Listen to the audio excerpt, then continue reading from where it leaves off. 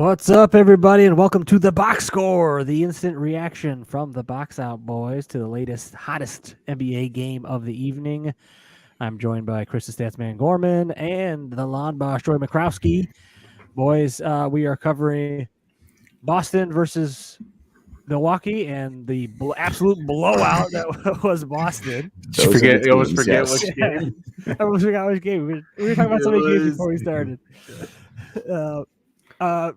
Pretty much a solid victory wire to wire there from Boston. Joey, you were locked in early. The two of us were doing a little chores, missed the first quarter. So give us that early breakdown, and then we kind of get into the second half of the game.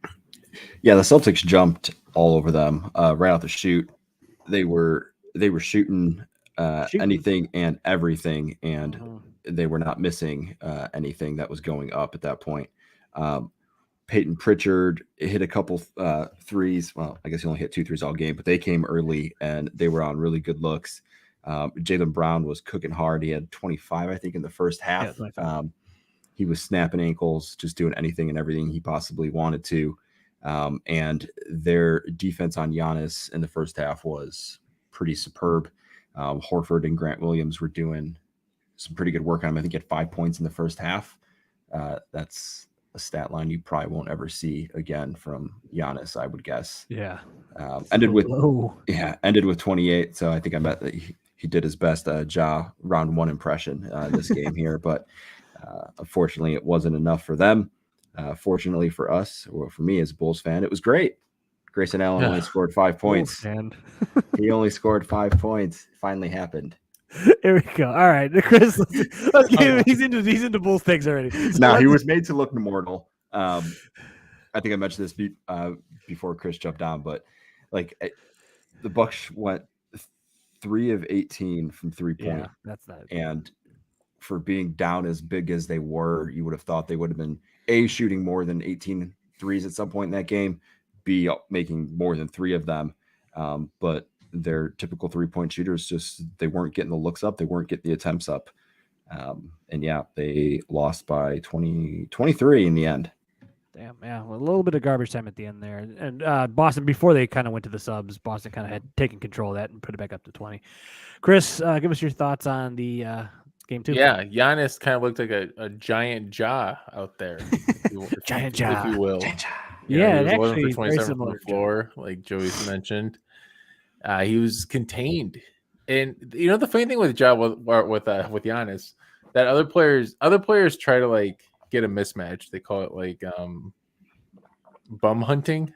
They try to find a player who's the poorest defender on the team, but he'll just go right after Robert Williams, Horford, Tatum. It does not matter. Giannis is going after the guy, and it just didn't work out for him tonight. Bobby Portis, he was ripping boards. He was okay. He was 13 and 8. Brook Lopez had a really tough game. I saw his face the what the hell? I didn't commit that foul the entire night.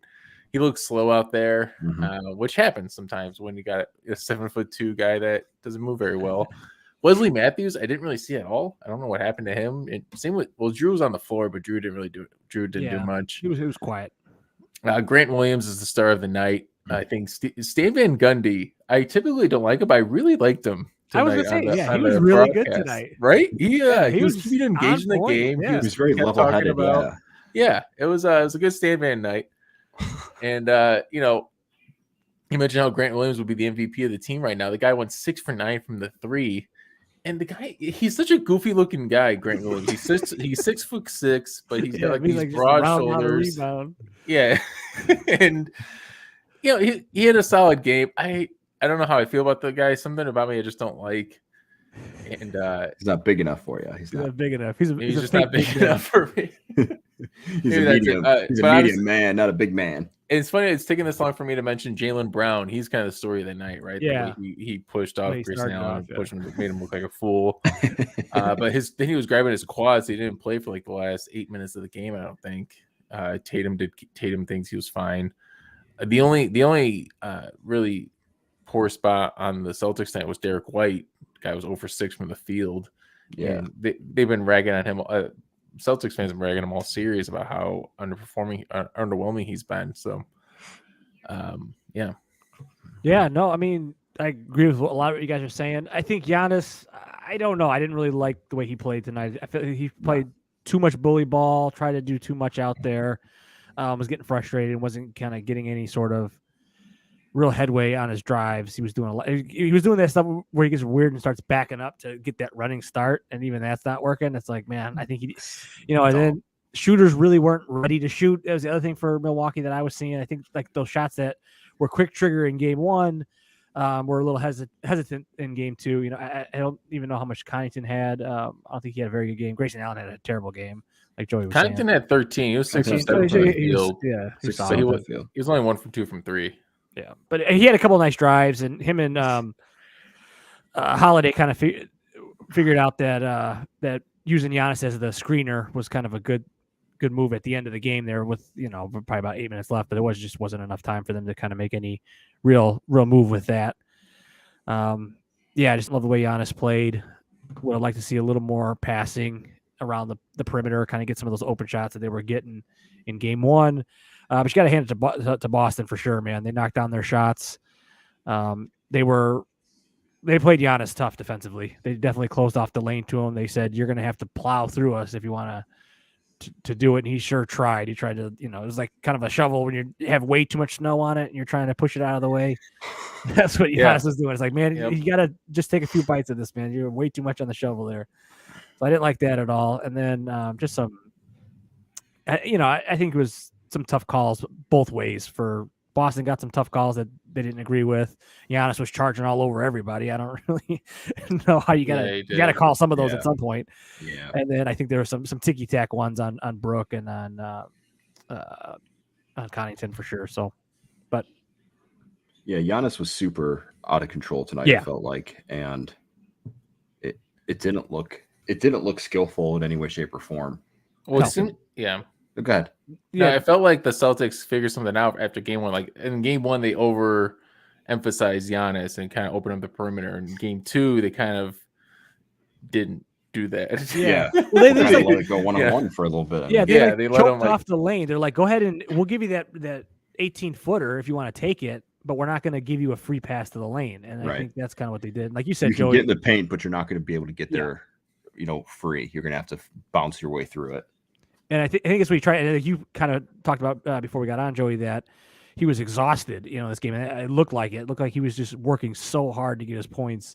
And that's really not the best case for the Bucks or for Giannis. I think you put it perfectly, Joey, when you said it didn't look skillful at all. It really didn't. Normally Giannis, it looks pretty graceful out there, and it's like, oh my God, how could some guy be that big and that athletic? But today he just looked like a big goofball out there. Yeah, it's kind of, he played 38 minutes, and they had their starters in late into that fourth quarter, and this game was never really within. I got like around that like 8-minute mark, but like there was like 4 or 5 minutes left. That it was pretty much done, and the Giannis played 38 minutes in a game that they lost by 23 points. Right. Like, you could also look at it like that's pretty damning. But there's also, the Celtics made 23 pointers, and the Bucks had 3. Yeah. Like for sure.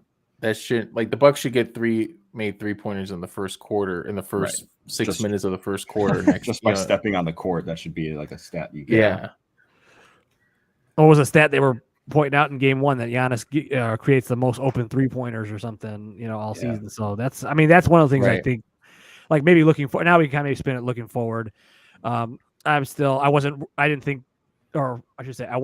thinking that Milwaukee had pretty much locked it up after winning game one. I kind of expected a game two reaction, and it's about as good as a reaction as you can expect from Boston.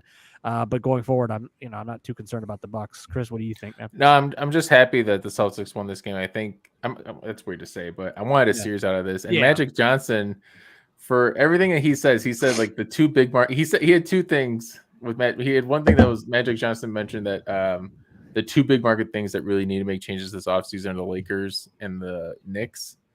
And it's like, well, yeah, no shit. Those are the two big market teams. So J.E. Skeets quote tweeted that and was like, I've never thought about that way. It was awesome. But then Magic Johnson, he actually said something that was kind of smart. Makes you think. Kind of smart. Where it was like, hey, if the Celtics lose tonight, they're gonna get swept. It's kind of like, oh shit. All right, like the Celtics already kind of had that, I feel like, mentality. It kind of made sense how they came out and won this game. I wouldn't have expected any differently, but I still feel like the Bucks. This is gonna be a series. Yeah, this is best of 5 now. It's gonna be 6 for sure, if not 7. So yeah, this should be at least 6. So yeah. Joey, going forward, what do you think, man? Did Boston kind of make a little bit of a statement here, kind of figure some stuff out? Yeah, I think they did. I keep forgetting that they did this without Marcus Smart. Yeah, that's another point. We never mentioned. Yeah, right. He didn't mention. He that. was out. He was out with the quad. Much for the defensive player or whatever it was. Anyways, and they did this without him. So it just looking down like the roster line, like I feel like I'd have more confidence in Tatum and Brown doing what they did today, 3 more times than I would having, Connaughton, Grayson Allen, and Bobby Portis and Brook Lopez all have 12 plus point games, because that's what they're going to need, right? They're going to need all those guys to have 10 plus to have a chance. They're not getting Middleton back this series. So I think Milwaukee would get game 3, their first game at home. I could see that being kind of a statement for them. And then Boston sneaking one back out of Milwaukee and this going back tied and it kind of being done from there. Yeah, seesawing from there. So I still think Boston has a good chance. They looked really good in the outstart of this game, like really, really good. Yeah. I think, Milwaukee made their run, and that's the NBA, right? Game of runs, and you kind of went back and forth, but they hit the shots when they needed to. They clearly found out some things that were working. They just got to replicate those. But I mean, there's a reason they were the best defensive team this year, and I think they kind of proved that tonight. Yeah, I think it would have been a little bit more concerned if the second half had gone better for Boston, and if Milwaukee hadn't played just such garbage. I mean, they played terrible tonight, and there's really no. I mean, I don't know if they need everybody to contribute, 10 plus, but they got to get 2 or 3 of those guys at least. Giannis and Brook, those are Brook and Bobby are the 2 main pieces, and one of Grayson and Pat Connaughton. Yeah, it's got to be hitting shots, and if they hit a few shots earlier, the lane is probably a little more open for Giannis, and so we'll see. But Boston certainly looked in that first half. That looked scary. That was like, hey, if you play like that the full game, I'd be a little worried. am a little concerned about Brown's hamstring though. He, like Chris said, he limped off and didn't play I don't think he played much of the fourth quarter. So that's a little bit concerning if he's kind of up and down game to game. Yeah, watch that. Like, it's a good point. Yeah, I wonder if they could win as long as they get Smart back. No. Smart doesn't do what Jaylen Brown did in that game. That was something that was dirty. That was. I mean, ridiculous. Like honestly, Tatum. I think Tatum's enough. The way Tatum's been playing, he's been playing great. So I mean, I don't think it's over for sure. Definitely not over at all. So if you're saying they were without JB and Smart, then still win a game. No, I think if they're without JB and Smart, then that'll be 5 or something. But if they're without JB, I still would see Boston pushing it to 6 at least. Oh right, they can win one game. They can win one more game, but I wouldn't count them out if JB couldn't go. But for sure, if they're both there, then that's the trouble. All right. Well, brewing. Anything else on this one, or all good? Just all good. Solid win for Boston. Win for Boston's going back to Milwaukee. See if Boston can take one. On to Milwaukee. Yeah, I mean, if Boston takes one to Milwaukee, then I'll be like, all right. Well, then it's a must win for the Bucks in Game 4. So really, who needs to win Game 3? The Bucks. Bucks need to win. The Bucks do. Because Bucks win Game 3, all right, you got control, and even if you lose Game 5, I don't think they're gonna. I think they're gonna win both at home, and then I think Boston will come back Game 5, and then it's 6 in Milwaukee, and that should be it. But I don't, if Boston gets one of these in Milwaukee, I think then you're talking about real trouble for Milwaukee. So yeah, we'll see from there, man. All right. Well, join us tomorrow night. We'll be doing the full episode on all the first round games. Correct? It's Tuesday night, right? All these games are tomorrow night. Full. Finally, talk about the Timberwolves again. Yeah, we'll definitely talk about Timberwolves. We'll put them to rest. Oh, need a postmortem on them. Postmortem on Timberwolves. We'll talk about all the Game 1s for the second round. Everything's pretty much in the books, right? Some Game 2s will be in the books by tomorrow. So. Grizzlies got off to a strong start. Anyways.